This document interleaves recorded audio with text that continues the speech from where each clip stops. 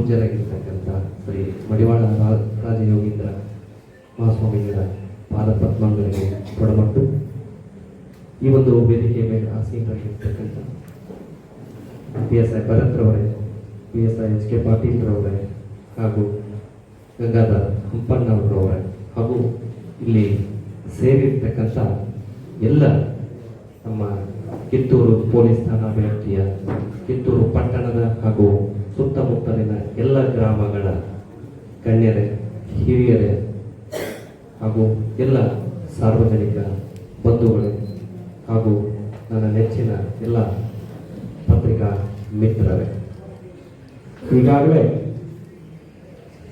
ಈ ಒಂದು ಬೀಳ್ಕೊಡುಗೆ ಹಾಗೂ ಸ್ವಾಗತ ಕಾರ್ಯಕ್ರಮ ಬಹಳಷ್ಟು ತಾವೆಲ್ಲ ನಾವು ಈ ದಿನ ಮಾಡ್ತೀವಿ ಅಂತ ಹೇಳಿದಾಗ ಬಹಳಷ್ಟು ತಾವೆಲ್ಲ ಸ್ವಯಂ ಪ್ರೇರಣೆಯಿಂದ ಇಷ್ಟೊಂದು ಸಂಖ್ಯೆಯಲ್ಲಿ ಕೂಡಿದ್ದಕ್ಕೆ ಮೊದಲಿಗೆ ನಾನು ನಮ್ಮೆಲ್ಲರಿಗೂ ವಿಶೇಷವಾದಂಥ ಧನ್ಯವಾದಗಳನ್ನು ಹೇಳ್ತೀನಿ.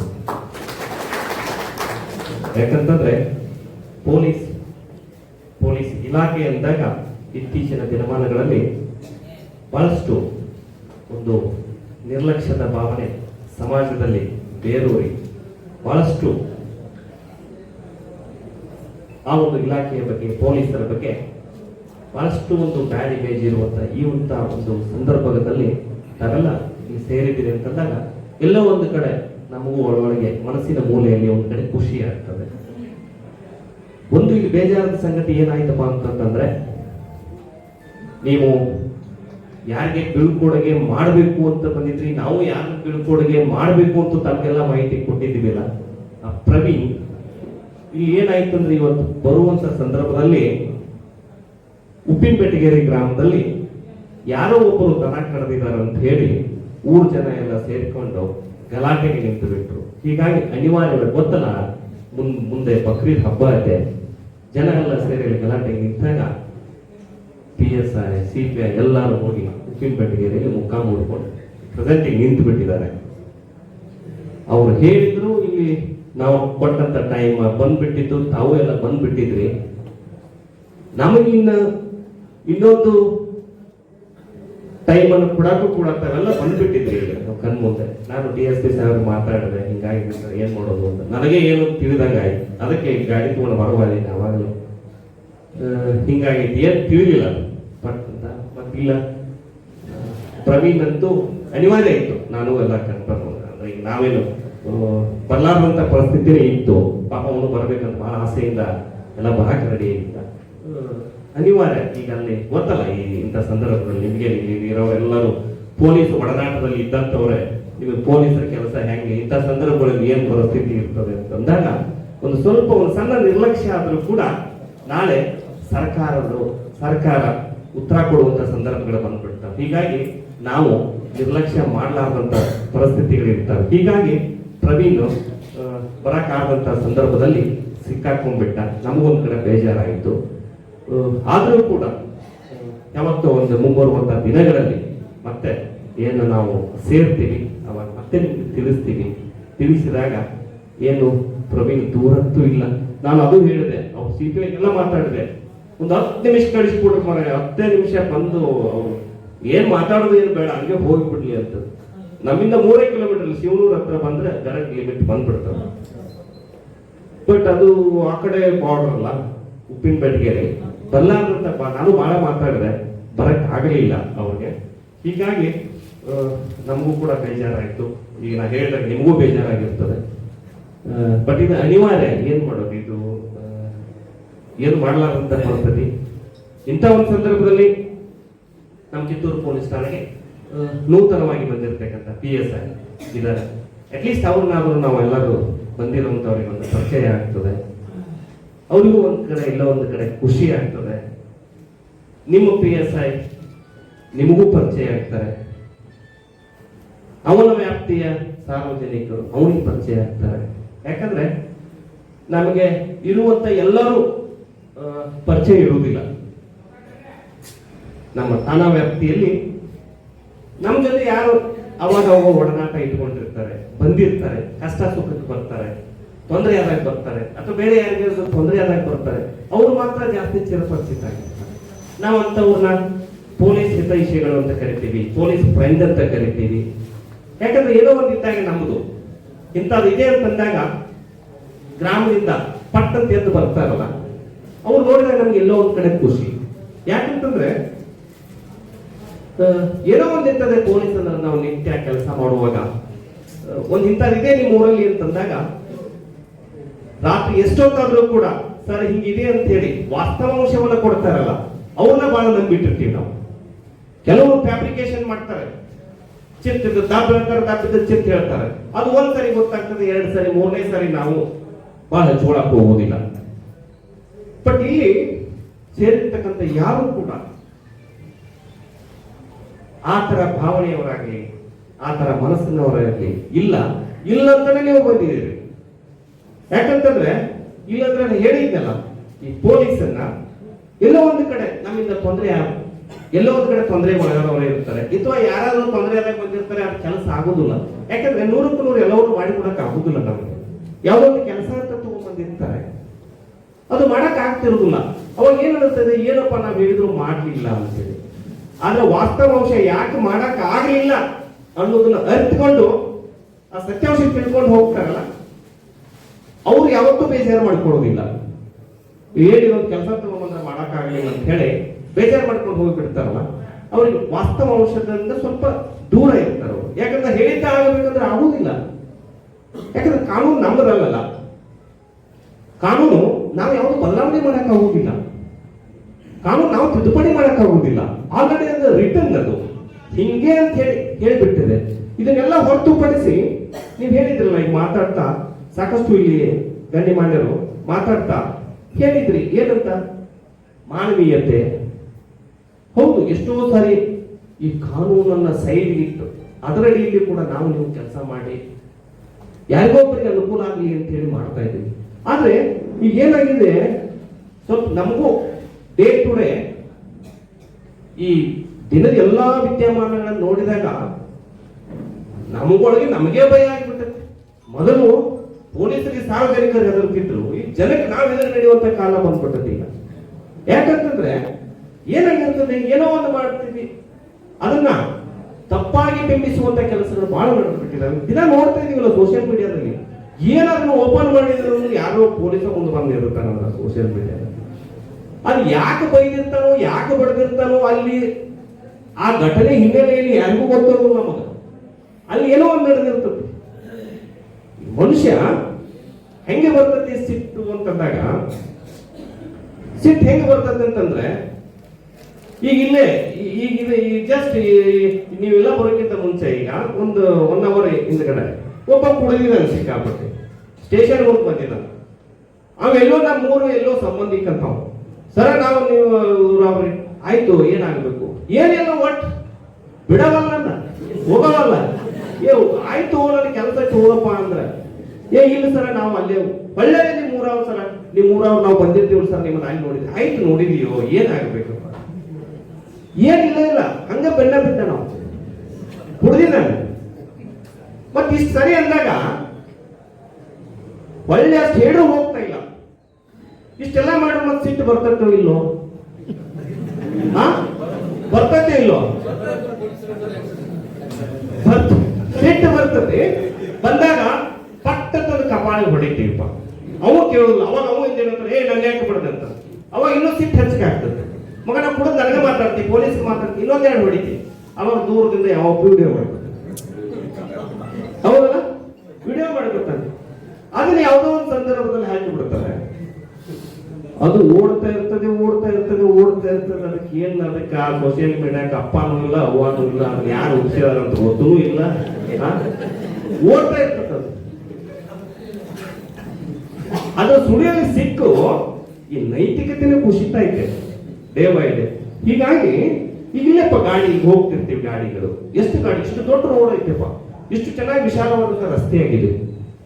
ಅಂಗಡಿಗೆ ಹೋಗುವಂತವ ಇಲ್ಲಿ ಜಾಗ ಇಲ್ಲ ಅಂತಂದ್ರೆ ಸ್ವಲ್ಪ ಮುಂದೆ ಹೋಗಿ ಎಲ್ಲಿ ಜಾಗ ಅಂತ ಸೈಡ್ ಹೋಗಿ ನಿಲ್ಲಿಸ್ಬೇಕಪ್ಪ, ನಿಲ್ಲಿಸ್ಬೇಕು.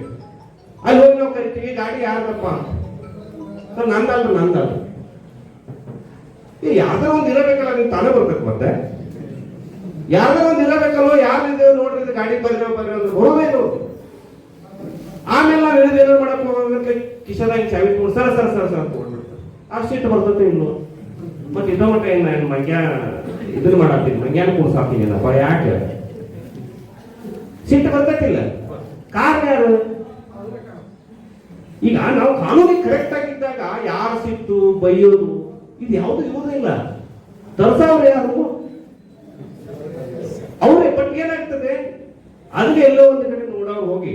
ಹೀಗಾಗಿ ನಾನು ಈ ಹೊಸದಾಗಿ ಬಂದಿರೋ PSI ಕೂಡ ಅದನ್ನೇ ಹೇಳಿ ನೋಡ, ಫಸ್ಟ್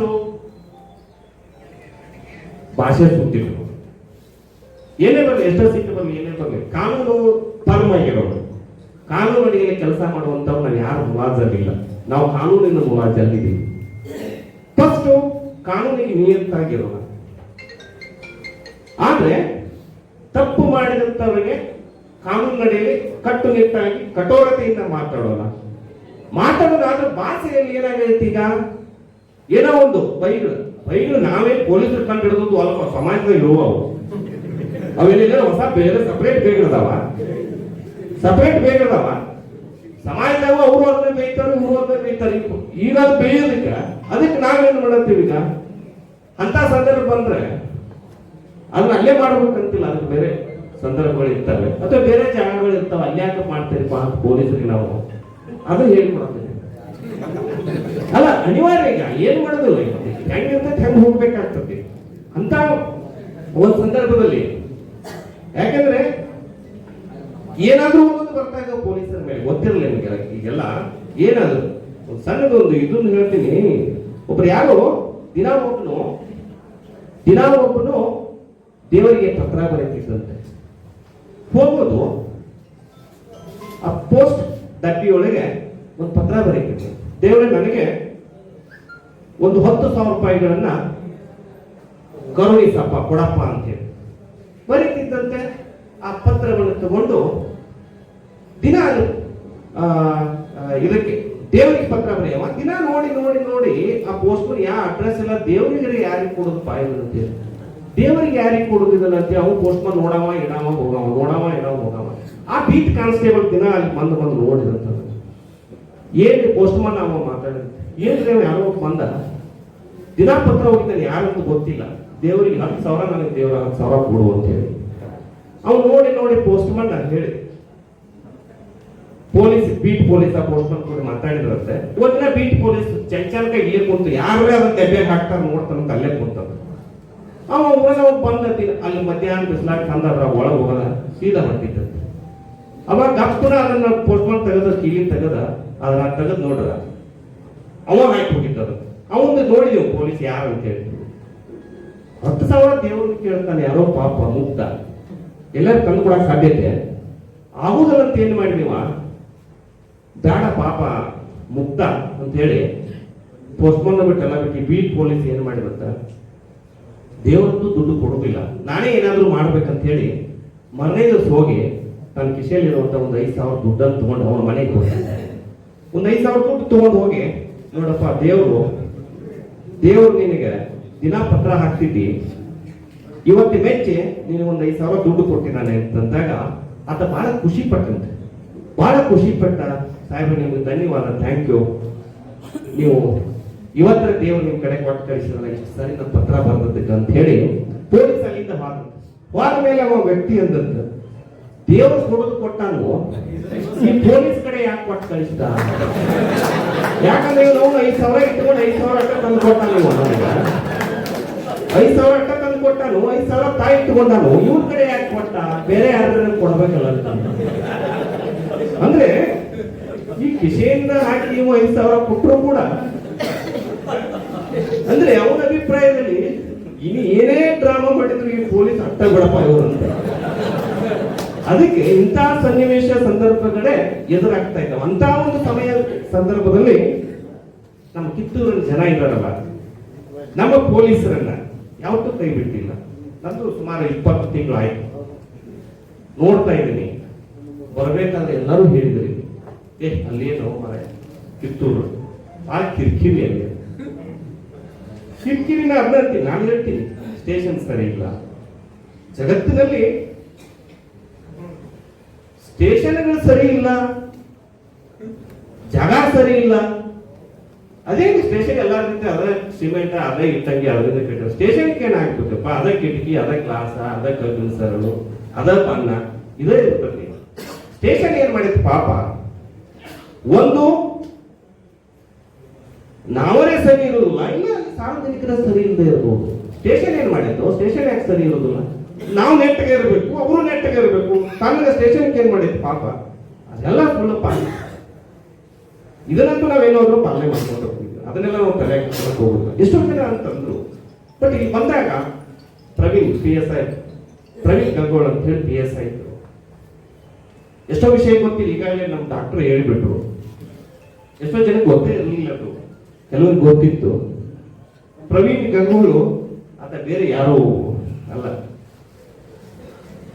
2003ರಲ್ಲಿ ನಾನು ಪ್ರಾಥಮಿಕ ಶಾಲಾ ಶಿಕ್ಷಕನಾಗಿ ಇದೇ ಬೈಲೂರು, ನಮ್ಮ ದೊಡ್ಡವಾಡಿಗೆ ಏನು ನನ್ನ ವ್ಯಾಪ್ತಿಯ ಊರು.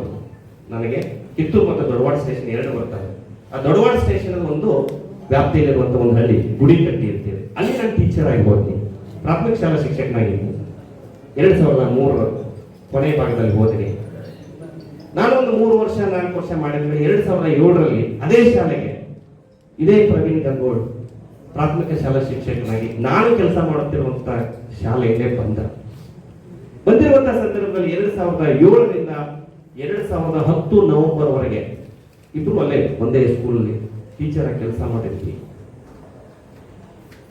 ಅಲ್ಲಿ ಟೀಚರ್ ಆಗಿ ಕೆಲಸ ಮಾಡಿದ್ವಿ. 2010ರಲ್ಲಿ ನಾನು PSI ಆಗಿ, ನವೆಂಬರ್ ಅಲ್ಲಿ PSI ಆಗಿ ನಾನು ಆ ಶಾಲೆಯನ್ನು ಬಿಟ್ಟು ಹೋದೆ. 2014ರಲ್ಲಿ ಅವನು ಕೂಡ ನನ್ನ ನಂತರ 2014ನೇ ಬ್ಯಾಚ್ನಲ್ಲಿ PSI ಆಗಿ ಅವನು ಕೂಡ PSI ಆಗಿ ಬಂದ. ನಾನು 4 ವರ್ಷ ಮುಂದಿದ್ದೆ, ನಾನು ಬೇಗ ಪ್ರಮೋಷನ್ ಆಯ್ತು. ನಂತರ ಇನ್ನು ಪ್ರಮೋಷನ್ ಅವ್ರು ಬರ್ತದೆ. ಹೀಗಾಗಿ ಪೊಲೀಸಲ್ಲಿ ಕೆಲವೊಂದಷ್ಟು ವಿಷಯಗಳು ನಾವು ಹಂಗೆ ಗಪ್ ಮನಸ್ಸಿನಾಗ ಇಟ್ಕೊಂಡು ಬರ್ತಿರ್ತೀವಿ. ಹೀಗಾಗಿ ಏನು ನಮ್ಗೆ ಬಂದಾಗ ಬಹಳಷ್ಟು ನೀಟಾಗಿ ಈಗ ಇಲ್ಲಿರುವಂತಹ ಸಾರ್ವಜನಿಕರ ಜೊತೆ ಆತನ ಒಡನಾಟ ಇರಬಹುದು, ಆತನ ಕಾರ್ಯವೈಖರಿ ಬಹಳ ಚೆನ್ನಾಗಿ ನೀವೆಲ್ಲ ಕೇಳಿದ್ರಿ. ಇವೆಲ್ಲ ಬಹಳ ನೀಟಾಗಿ ಮಾಡ್ತಾ ಇರ್ತಾರೆ. ಹೀಗಾಗಿ ನಮಗೂ ಕೂಡ ಯಾವುದು ತೊಂದರೆ ತಾಪತ್ರಯ ಬರ್ತಾ ಇರಲಿಲ್ಲ. ಅವನು ಅಷ್ಟು ಚೆನ್ನಾಗಿ ಕೆಲಸ ಮಾಡ್ತಾರಂತ ಹಳ್ಳಿಗೆ ಕೂಡ ನೀವೆಲ್ಲರಿಗೂ ಗೊತ್ತು. ಯಾವ ಹಿಂಗಂದ ತಕ್ಷಣ ಇಂಥ ಊರವ್ರು ಸರ್, ಹಿಂಗ್ ಸರ್, ಹಿಂಗ್ ಸರ್, ಹಂಗ್ ಸರ್, ಎಲ್ಲವೂ ಪಟ ಏನಂತೆ ನಿರ್ಧಾರ ಮಾಡಿಬಿಡ್ತಿದ್ದ. ಏನೋ ಒಂದಿದ್ರೆ ವಿಷಯವನ್ನ ಮೇಲಾಧಿಕಾರಿಗಳ ತರ್ತಾ ಇದ್ದ, ಮೀರದೇ ಇದ್ದಾಗ ನಾವು ಹೋಗ್ತಾ ಇದ್ದೀವಿ. ಹೀಗಾಗಿ ಬಹಳ ಚೆನ್ನಾಗಿನೇ ನಡೀತು. ಬಹಳ ಚೆನ್ನಾಗಿ ನಡೆದಿರೋದ್ರಿಂದ ತಾವೆಲ್ಲರೂ ಬಹಳಷ್ಟು ಆತ್ಮೀಯತೆಯಿಂದ ಇಷ್ಟು ಜನ ಸೇರಕ್ಕೆ ಕಾರಣ ಆಯ್ತು. ಕೆಲಸ ಮಾಡುವಂತ ನೋಡಪ್ಪ, ಓಡೋ ಕುದುರೆ ಎಲ್ಲಿದ್ರು ಓಡ್ತದೆ, ಓಡೋ ಕುದುರೆ ಎಲ್ಲಿದ್ರು ಓಡ್ತದೆ. ಅದೇ ಯಾರೇನೋ ಓಡಿಸ್ಬೇಕಾಗಿಲ್ಲ. ಹೀಗಾಗಿ ಹಿಂದಿದ್ದಾಗಲೂ ಕೆಲಸ ಮಾಡ್ತಾರೆ, ಇಲ್ಲೂ ಮಾಡಿಲ್ಲ. ಇಂದು ಕೂಡ ಇಲ್ಲೇ ಪಕ್ಕದ ಗರಗ್ ಸ್ಟೇಷನ್ ಏನ್ 3 ಕಿಲೋಮೀಟರ್ ಅಷ್ಟೇ ನಮ್ಮ ಹೊರಗೆ ಹೋಗಿದ್ದಾರೆ. ನಿಜವಾಗ್ಲೂ ಇಲ್ಲಿ ಇರುವಷ್ಟು ದಿನ ಬಹಳ ದೊಡ್ಡ ಸಮಸ್ಯೆಗಳಾದವು. ಕುರುವಳ್ಳಿ ರೈತರ ಹೋರಾಟ ಅಂತೂ ಬಹಳ ದೊಡ್ಡ ಮಟ್ಟದಲ್ಲಿ ನಡೀತು. ಇಡೀ ರಾಜ್ಯ ಸರ್ಕಾರಕ್ಕೆ ಉತ್ತರ ಕೊಡುವಂತ, ರಾಜ್ಯ ಸರ್ಕಾರವೇ ಉತ್ತರ ಕೊಡುವಂತ ಸಮಯ ಸಂದರ್ಭಗಳು ಬಂದು ಇಡೀ ರಾಜ್ಯದ ಎಲ್ಲಾ ಸಮೂಹ ಮಾಧ್ಯಮಗಳು ಕಿತ್ತೂರಿನಂತನೇ ಕೇಂದ್ರೀಕೃತಗೊಂಡಿದ್ದು. ಅಂತ ಒಂದು ಸಂದರ್ಭದಲ್ಲಿ ಅನಿವಾರ್ಯತೆ ಕಾನೂನು ಕ್ರಮನು ಕೆಲವರಿಗೆ ಆಯಿತು. ಕೆಲವು ಸರಿ ಅಲ್ಲಿ ನೊಂದಂತ ಜನರು ಒಂದು ಕಡೆ, ಕಾನೂನು ಒಂದು ಕಡೆ. ನಾವು ಮನುಷ್ಯರೇ ಅಲ್ಲ, ನಾವು ದಿನ ಅನ್ನನೇ ತಿಂತೀವಿ, ನಮಗೂ ಗೊತ್ತಾಗ್ತದೆ. ಆದ್ರೆ ಕೆಲವು ಸಂದರ್ಭದಲ್ಲಿ ಕಾನೂನು ಕ್ರಮ ಅಂತ ಬಂದಾಗ, ಕಾನೂನು ಬಿಟ್ಟು ಮನುಷ್ಯ ಹೊರಗಡೆ ನಿಂತಾಗ ಅನಿವಾರ್ಯ ಕಾನೂನು ಕ್ರಮ ಕೈಗೊಳ್ಳಲೇಬೇಕಾಗ್ತದೆ. ಈಗಾಗಲೇ ಇಷ್ಟಪ್ಪ ಮಾತಾಡುವಾಗ ಹೇಳಿದ್ರು. ಯಾಕಂದ್ರೆ ಅವರು ಆ ಕಾನೂನು ಕ್ರಮಕ್ಕೆ ಸಿಕ್ಕಾಕೊಂಡವ್ರೆ. ಇಲ್ಲೇ ಇದ್ದಾರೆ, ಸುಮಾರು ಜನ ಇದ್ದಾರೆ. ಕಾನೂನು ಕ್ರಮಕ್ಕೆ ಸಿಕ್ಕಾಕೊಂಡವ್ರೆ. ಕಾನೂನು ಕ್ರಮಕ್ಕೆ ಸಿಕ್ಕಾಕೊಂಡಿದ್ದೀವಿ ಅಂತಂದ್ರೆ ನಮ್ದು ಕೆಲಸ ಅಷ್ಟೇ. ಆದ್ರೂ ಕೂಡ ಅದನ್ನು ಯಾರು ಕೂಡ ತಲೆಯಲ್ಲಿ ಇಟ್ಕೊಂಡ ಕೆಲಸ ಮಾಡಲಿಲ್ಲ. 200ನೇ ಕಿತ್ತೂರು ಚೆನ್ನಮ್ಮನ ವಿಜಯೋತ್ಸವದ 200ನೇ ಉತ್ಸವವನ್ನು ಬಹಳ ಅದ್ದೂರಿಯಾಗಿ ಮಾಡಿದೀವಿ ನಾವು, ನೀವೆಲ್ಲ ಸೇರ್ಕೊಂಡು. ಬಹಳ ಅಚ್ಚುಕಟ್ಟಾಗಿ ಆಯ್ತು. ಲಕ್ಷಾಂತರ ಜನ ಸೇರಿದ್ರು ಕೂಡ ಒಂದೇ ಒಂದು ಸಣ್ಣ ಘಟನೆ ಕೂಡ ನಡೆಯಲಿಲ್ಲ. ಅದೆಲ್ಲ ಬರೀ ಪೊಲೀಸರಿಂದ ಆಗುವುದಿಲ್ಲ. ನೀವೆಲ್ಲ ನಮಗೆ ಕೊಟ್ಟಿರ್ತಕ್ಕಂಥ ಸಹಕಾರ ನೀವೆಲ್ಲ ನಮ್ಮ ಜೊತೆ ನಿಂತದ್ದಕ್ಕಾಗಿ ಮಾತ್ರ ಅದು ಸಾಧ್ಯ ಆಯಿತು. ಹೀಗಾಗಿ ಬಹಳಷ್ಟು ಎಲ್ಲರೂ ಕೂಡ ಯಾವುದೇ ಕೆಲಸಕ್ಕೆ ನಮ್ಗೆ ಅರ್ಚನೆ ಮಾಡಲಿಲ್ಲ. ಬಹಳ ಇಲ್ಲಿ ಇದ್ದಾಗ ನಾನು ನಿಮ್ಮನ್ನೆಲ್ಲ ನೋಡಿದ ಒಂದು ಬೇಜಾರಾಗ್ತದೆ. ನಾವೆಲ್ಲರೂ ಒಂದು ಕಾರ್ಯಕ್ರಮಕ್ಕೆ ಹೋದ್ರೆ ಬರಿಸರ ಅಂತ ಮ್ಯಾಲೆಲ್ಲ ಮಾತು ವೇದಿಕೆ ಕರ್ಕೊಂಡು ಹೋಗ್ತಾರೆ. ನೀವು ಬಂದಾಗ ನಮ್ಮನ್ನು ಕರೆಯಕ್ಕೂ ಕೂಡ ನಮ್ಮ ಮುಜುಗರ. ಯಾಕಂತಂದ್ರೆ ನಾವು ಒಬ್ಬ ಇರ್ತಾನೆ, ಈಗ ಬಹಳ ಮಂದಿ ಇರ್ತೇವೆ, ಒಬ್ಬರನ್ನ ಯಾರನ್ನ ಕರೆದು ಬಿಟ್ಟರೆ ಏನಪ್ಪಾ ಅಂತೇಳಿ ನಮಗೆ ಹೇಳಿಲ್ಲ. ಜನಕ್ಕೆ ನಾವು ಸಾರ್ವಜನಿಕರಿಗೆ ಏನ್ ಅಂದಾರು 3 ಸರಿ ವಿಚಾರ ಮಾಡಿ ನಡೆಯುವಂತ ಕಾಲಗಳು ಬಂದ್ಬಿಟ್ಟಿದ್ದಾವೆ. ಯಾಕಂತಂದ್ರೆ ಈಗ ಯಾರೋ ಒಬ್ಬ ವ್ಯಕ್ತಿನ ನಾವು ಕರಿತೀವಿ, ಅವ್ರು ಯಾವುದೋ ಒಂದು ಪಕ್ಷಿ ಜೊತೆ ಗುರುತಿಸ್ಕೊಂಡಿರ್ತಾರೆ, ಇಲ್ಲ ಎಲ್ಲೋ ಒಂದು ಕಡೆ ಇದಿರ್ತಾರೆ, ಅವನು ಕರೆದ್ರು ನಮ್ಮನ್ನು ಕರೆಯಲಿಲ್ಲ. ಆ ಭಾವನೆ ಬಂದಿದ್ದಾವಲ್ಲ ಅಂತೇಳಿ ಆ ಅಂಜಿಕೆಯಿಂದ ಪಾಪ ನಿಮ್ಮನ್ನ ಯಾರನ್ನೂ ಕರೆಯಲಿಲ್ಲ. ಹಿಂಗಾಗಿ ನಾವು ಇನ್ಕ್ವೈರ್ ಮಾಡ್ಕೊಂಡು ಅವ್ರ ಜೊತೆ ನಾವು ಅರ್ಥ ಹೋಗ್ತೀವಿ, ಬೇರೆ ಅನ್ಯತಾ ಭಾವಿಸಬಾರ್ದು. ಯಾಕಂದ್ರೆ ಬಹಳಷ್ಟು ದೊಡ್ಡ ವ್ಯಕ್ತಿಗಳಿಗೆಲ್ಲ ಕುಂತು ಬಿಟ್ಟಿದ್ದೀರಿ. ನನಗೆ ಅದಕ್ಕೆ ಬೇಜಾರಾಯ್ತು. ಅದು ಅನಿವಾರ್ಯ. ನೀವು ಯಾವುದನ್ನು ಅದನ್ನ ಇಂಥ ಎಷ್ಟೋ ಸಂದರ್ಭಗಳನ್ನ ಪೊಲೀಸ್ ವಿಷಯ ಬಂದಾಗ, ಮೊನ್ನೆ ಕೂಡ ನಮ್ಮೆಲ್ಲ ಇವ್ರು ಬಂದಿದ್ರು, ನಮ್ಮೆಲ್ಲ ದಲಿತ ಮುಖಂಡರು ಒಂದು ಯಾವುದೋ ವಿಷಯವನ್ನು ಇಟ್ಕೊಂಡು, ಏನಿಲ್ಲ ನಾವೆಲ್ಲೋ ಹೊರಗಡೆ ಇರ್ತೀವಿ, ಒಂದು ಫೋನಲ್ಲಿ ಮಾತಾಡಿದ ತಕ್ಷಣ ಆಯ್ತು ಬಿಡ್ರಿ ಸರ್ ನೀವು ಹೇಳಿದ ಮೇಲೆ. ಇದಕ್ಕಿಂತ ಪೊಲೀಸರಿಗೆ ಸಿಗುವಂತ ದೊಡ್ಡ ಗೌರವ ಇನ್ನೇನು ಬೇಕಪ್ಪ? ಏನು ಕೆಲವು ಅದನ್ನು ಬಗೆಹರಿಸಬೇಕಾದ್ರೆ ಏನ್ ಕುರಿ ಮಾಡೋದು ಆದ್ರೆ ಒಂದು ಫೋನಲ್ಲಿ, ಅಂದ್ರೆ ನೀವು ನಮ್ಮ ಮೇಲೆ ಇಟ್ಟಿರ್ತಕ್ಕಂಥ ಒಂದು ವಿಶ್ವಾಸ, ಅದು ಏನ್ ಕೊಟ್ಟರು ಸಿಗುವುದಿಲ್ಲ. ಏನ್ ನೌಕರಿ ಮಾಡಿದ್ವಿ ಆಯ್ತು, ಈಗ 2 ವರ್ಷ 3 ವರ್ಷ ಟ್ರಾನ್ಸ್ಫರ್ ಆಗಿ ಹೋಗ್ತೀವಿ, ಅದೇ ದೊಡ್ಡದಲ್ಲ. ಬಟ್ ನಿಮ್ಮ ವಿಶ್ವಾಸ ಇರ್ತದಲ್ಲ, ಪ್ರವೀಣ್ ಗಂಗೋಡ್ ಟ್ರಾನ್ಸ್ಫರ್ ಆಗಿ ಹೋಗ್ಬೋದು, ಶಿವಾನಂದ ಗುಡುಗಂಟೆ ಟ್ರಾನ್ಸ್ಫರ್ ಆಗಿ ಹೋಗ್ಬೋದು, ಮುಂದೊಂದಿನ ಬರಗು ಟ್ರಾನ್ಸ್ಫರ್ ಆಗಿ ಹೋಗ್ಬೋದು. ಆದ್ರೆ ನಿಮ್ಮ ಪೊಲೀಸ್ ಠಾಣೆ ಇಲ್ಲಿ ಪರ್ಮನೆಂಟ್, ನೀವು ಕೂಡ ಪರ್ಮನೆಂಟ್, ಪೊಲೀಸ್ ಸಿಸ್ಟಮ್ ಪರ್ಮನೆಂಟ್, ಅದು ಪರ್ಮನೆಂಟ್. ಇಲ್ಲಿ ವ್ಯಕ್ತಿಗಳ ಬದಲಾವಣೆ ಆಗ್ತಿರ್ತೀವಿ. ಹೀಗಾಗಿ ಆ ಒಂದು ವಿಶ್ವಾಸ ಇರ್ತದಲ್ಲ, ಅದನ್ನು ಯಾವತ್ತೂ ಬಿಟ್ಟುಕೊಡುವಂತದ್ದಾಗ್ತದೆ. ಬಹಳಷ್ಟು ಪ್ರವೀಣ್ ನೋಡು, ನಾನು ಇವಾಗ ಬಹಳ ಎಲ್ಲ ತಾವು ಬದ್ಧತೆಗೆ ಅವ್ರು ಇದ್ರೆ ಬಹಳ ಅವ್ರು ಖುಷಿ ಆಗ್ತಿದ್ದ, ನಾವು ಖುಷಿ ಆಗ್ತಿದ್ರಿ. ಬಟ್ ಅನಿವಾರ್ಯ ಹೇಳಿದ್ಯಲ್ಲ, ಅದಾಗ್ಲಿಲ್ಲ. ಬಟ್ ಈಗ ನೂತನವಾಗಿ ಭರತ್ ಬಂದಿದ್ದಾರೆ. ಭರತ್ ಕೂಡ ಸದರ್ಗ ನಮ್ಮ ಬೆಳಗಾವಿ ಜಿಲ್ಲೆಯಲ್ಲಿ ಬೆಂಗಳೂರಿಗೆ ಮೂಲತಃ ಬೆಂಗಳೂರಿಗರಾಗಿದ್ರು ಕೂಡ ನಮ್ಮ ಬೆಳಗಾವಿ ಜಿಲ್ಲೆಯಲ್ಲಿ ಕೆಲಸ ಮಾಡಿರ್ತಕ್ಕಂಥ ಅನುಭವ ಇದೆ. ಸ್ವಲ್ಪ ಫಸ್ಟ್ಗೆ ಬಂದಾಗ ಯಾವುದು ಗೊತ್ತಿರುವುದಿಲ್ಲ, ಪರಿಚಯ ಇರುವುದಿಲ್ಲ, ಏನಾದ್ರು ಸಣ್ಣ ಪುಟ್ಟ ಲೋಪದೋಷಗಳಾದ್ರೂ ಕೂಡ ದಯವಿಟ್ಟು ನೀವು ಕೂಡ ಸಹಕಾರ ಕೊಡಬೇಕು. ಅದರ ಜೊತೆಗೆ ಏನಾದ್ರು ತೊಂದರೆ ಆಯ್ತಾ ಪತ್ರ ಇದ್ರೆ ನಾವಂತೂ ಇದ್ದೇ ಇರ್ತೀವಿ, ಏನ್ ನಮಗೆ ಹೇಳ್ರಿ, ತೊಂದರೆ ಇಲ್ಲ. ಅದೊಂದೇ, ಅದು ಅಷ್ಟೇ ಅಂತಲ್ಲ, ಕಾನೂನನ್ನ ದಯವಿಟ್ಟು ಯಾರು ನೀವು ಇಲ್ಲಿ ಕೂಡ ನಾವು 2 ವರ್ಷದ ಅನುಭವದಲ್ಲಿ ಹೇಳಬೇಕಂದ್ರೆ ಯಾರು ಕೂಡ ಆ ತರದ್ದು ಯಾರು ಬರುದಿಲ್ಲ ಅಂದಾಗ ಹಿಂಗ ಆಗ್ಬೇಕು ಅಂತ ಯಾರು ಹೇಳಿಲ್ಲ. ಪಾಪ ಕಿತ್ತೂರಿಲ್ಲ, ಅದೇ ಸರ್ ಹಿಂಗ್ ಮಾಡ್ರಿ ಅಂತ ಯಾರು ಹೇಳಿಲ್ಲ. ಸುಮ್ಮನೆ ಹೊರಗಡೆ ನಿಂತೆ ಕೆತ್ತೂರು ಹಂಗೆ ಹಿಂಗ್ ಮಾತಾಡೋದಾಯ್ತು. ಬಟ್ ಅದನ್ನ ಈಗ ಹೊರಗೆ ನಿಂತ ಉಂಡಾಗ ಗೊತ್ತಾಗೋದಲ್ಲ ರುಚಿ ಹೆಂಗೈತೆ ಅಂತ ಹೇಳಿ ಸುಮ್ಮನೆ ಹೊರಗೆ ನಿಂತು ಮಾತಾಡೋದೆ, ಅವ್ರು ಹಂಗ್ ಬಿಡಪ್ಪ, ಅವ್ರು ಹಿಂಗ್ ಮಾಡ್ತಾರ, ಹಂಗ್ ಮಾಡ್ತಾರ, ನೀ ಹಂಗೈತಿ ಹಿಂಗ್ ಮಾಡಿದ್ರಪ್ಪ, ನೀನ್ ಯಾಕಿದ್ರೆ ಅವ್ರು ಯಾಕೆ ಮಾಡ್ತಿದ್ರು, ಹೌದಲ್ಲ? ಮತ್ತೆ ಅದಕ್ಕೆ ಒಳ್ಳೆ ಸರ್ಕಾರ ಕೊಟ್ಟಿದ್ದಾರೆ ಪ್ರತಿಯೊಂದು ಕೆಲಸದಲ್ಲಿ. ಯಾಕಂದ್ರೆ ಪೊಲೀಸು ಪ್ರತಿಯೊಂದರಲ್ಲಿ ಮುಖ್ಯವಾಹಿನಿಯಲ್ಲಿ ಇರೋರು ನಾವು. ಒಂದೊಂದು ಇಲಾಖೆದು ಒಂದೊಂದು ಸಂದರ್ಭದಲ್ಲಿ ಮಾತ್ರ ಕೆಲಸಗಳು ಬರ್ತಾವೆ. ಬಟ್ ನಮ್ಮದು ಹಂಗಲ್ಲ, ನಾವು ಒಂಥರ ಸಾರ್ವತ್ರಿಕರು ಎಲ್ಲರೂ ಇರ್ತೀವಿ, ಯಾವ ಕೆಲಸದಲ್ಲೂ ಸಂಬಂಧ ಪಡ್ತೀವಿ. ಹೀಗಾಗಿ ನಿಮ್ಮ ಒಡನಾಟ ಮತ್ತೆ ಇಲ್ಲಿರುವಂತ ಎಲ್ಲಾ ಪತ್ರಿಕಾ ಮಿತ್ರರು ಕೂಡ ಬಹಳಷ್ಟು ನಮಗೆ ಸಹಾಯ ಸಹಕಾರ, ಎಲ್ಲ ಸಂಘಟನೆಗಳು ಸಹಾಯ ಸಹಕಾರ ಕೊಟ್ಟಿದ್ದಾರೆ. ಅದೇ ರೀತಿ ಒಂದು ಕಳಕಳಿ ಮನವಿ ಏನಂತಂದ್ರೆ, ಬಂದಿರುವಂತಹ PSI ಅವರಿಗೆ, ಇಲ್ಲಿರುವಂತ ರೈತ ಸಂಘಟನೆಗಳಿರ್ಬೋದು, ದಲಿತ ಸಂಘಟನೆಗಳಿರ್ಬೋದು, ಪತ್ರಿಕಾ ಮಾಧ್ಯಮದವರು ಇರ್ಬೋದು, ಎಲ್ಲಾ ಗ್ರಾಮದ ಹಿರಿಯರು ಇರ್ಬೋದು, ಬೇರೆ ಬೇರೆ ರಾಜಕೀಯ ಪಕ್ಷದ ಮುಖಂಡರು ಇರ್ಬೋದು, ಎಲ್ಲರೂ ಕೂಡ ಅದೇ ರೀತಿಯ ಸಹಾಯ ಸಹಕಾರ ಕೊಡ್ರಿ. ನಿಮ್ಮ ಪರಿಚಯ ಅವರಿಗೆ ಮಾಡಿಕೊಡ್ರಿ, ಅವ್ರ ಪರಿಚಯ ನೀವು ಇಟ್ಕೊಡ್ರಿ. ಒಂದೇ ಸರಿಗೆ ಗೊತ್ತಾಗುವುದಿಲ್ಲ, ಒಂದ್ 2-3 ಸರಿ ನೀವು ಬಂದಾಗ ಗೊತ್ತಾಗ್ತದೆ.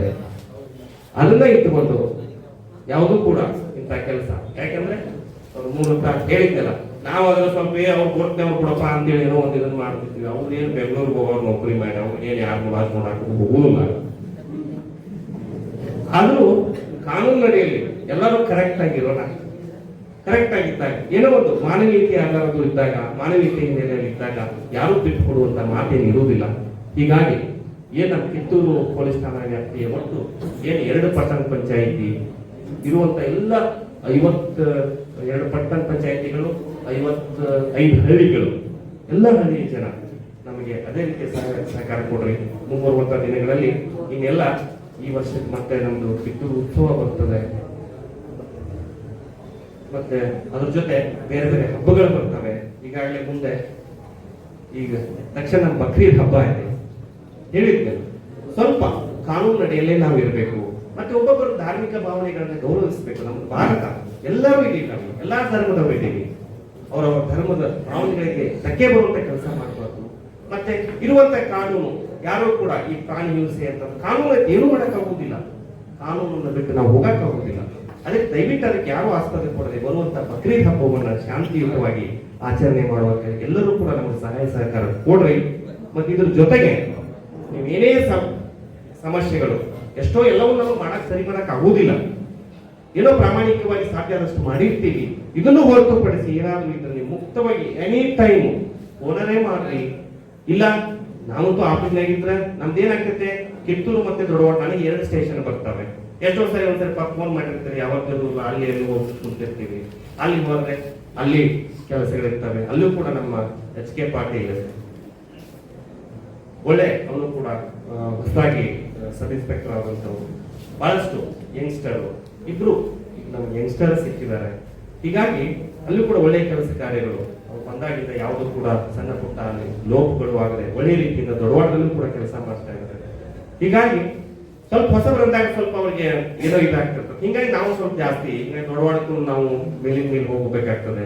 ಯಾಕೋ ಈ ವರ್ಷ ಅತಿ ಹೆಚ್ಚು ಮೋಟರ್ಗಳಾಗಿತ್ತು ನಮ್ಮ ದೊಡ್ಡವಾಡದಲ್ಲೂ ಆಯ್ತು, ಕಿತ್ತೂರಲ್ಲೂ ಆಯ್ತು. ವರ್ಷ ನನ್ನ ಸರ್ಕಲ್ ಅಲ್ಲಿ 2024ರಲ್ಲಿ 2 ಮೋಟರ್ ಆಗಿತ್ತು, 2025ರಲ್ಲಿ 3 ಆಗಿತ್ತು. ಈಗ ಇನ್ನೂ 5 ತಿಂಗಳ ಮುಗುದಿಲ್ಲ, ಆಲ್ರೆಡಿ 6 ಮೋಟರ್ ಅದು. ಹೀಗಾಗಿ ಏನಾಗ್ತದೆ, ಇಂತ ಆದಾಗ ಕೆಲಸ ಜಾಸ್ತಿ ಆಗಿಬಿಡ್ತವೆ.